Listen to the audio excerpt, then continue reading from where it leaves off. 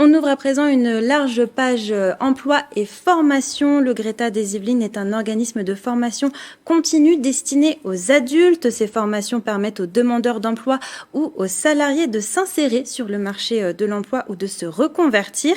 Et pour plonger ou replonger ces personnes dans le monde de l'entreprise, le Greta des Yvelines a ouvert en 2016 une entreprise école, appelée également entreprise d'entraînement pédagogique. Elle a pour objectif de simuler le fonctionnement d'une entreprise dans le secteur tertiaire. Faux chèques, faux salaires, faux bilan, faux clients, mais 67% des bénéficiaires retournent vers l'emploi grâce à ce dispositif. Pour en parler avec nous, Luc Nouvel, vous êtes conseiller en formation continue pour le Greta des Yvelines.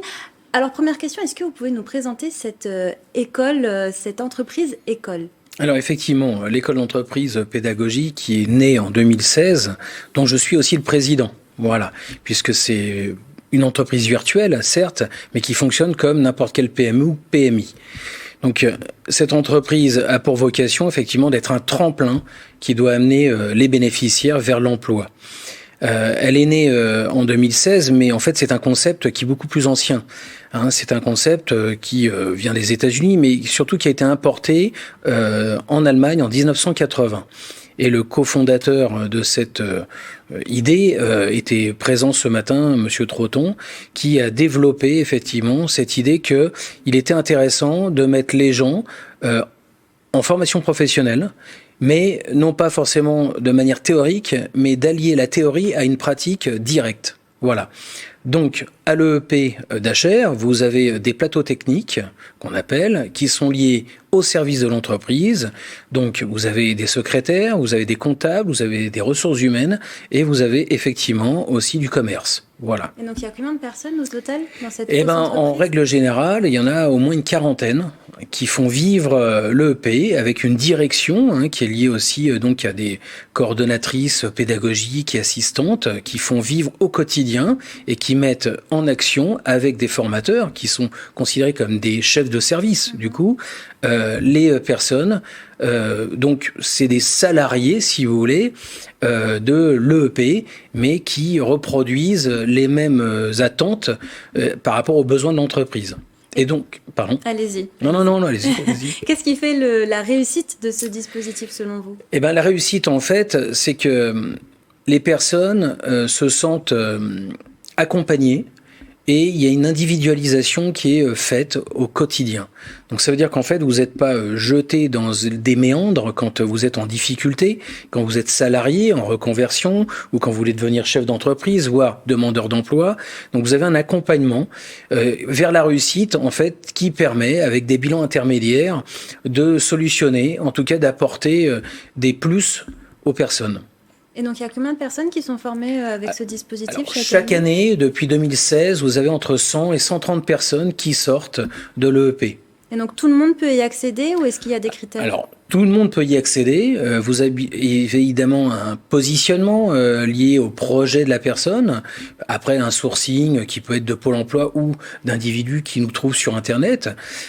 Et vous avez aussi le handicap qui est mis en avant, puisque effectivement, comme on a une convention avec la GFIP, eh bien, on peut recevoir des personnes dites handicapées, puisqu'on leur offre la possibilité de se réinsérer, en tout cas de voir sur nos plateaux techniques qui sont accessibles. Et on peut aussi les aider dans tout ce qui est matériel adéquat avec leurs problèmes pour pouvoir les intégrer effectivement à l'entreprise.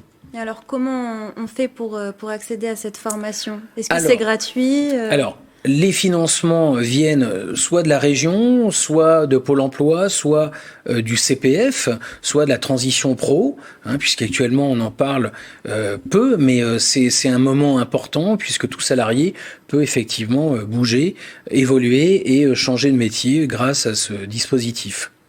Donc c'est financé en partie, mais est-ce qu'on doit mettre quand même un peu la main à la poche ? Alors en règle générale, actuellement, non. D'accord. Voilà, même avec la GFIP, en fait, vous avez des personnes qui sont prises en charge.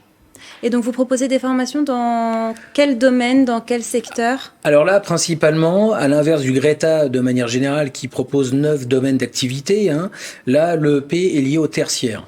Principalement. C'est pour ça que je vous ai énuméré un petit peu les métiers qui étaient pensée, voilà, par les formateurs et par le EP. Et donc, vous avez eu la visite ce matin du directeur de la Chambre de commerce et d'industrie de Versailles. Je dirais même le président. Le président. Tout à fait, monsieur Guillaume Quéroux, qui est venu nous rencontrer suite à une rencontre sur un salon à Poissy. Et il ne connaissait pas en fait l'outil.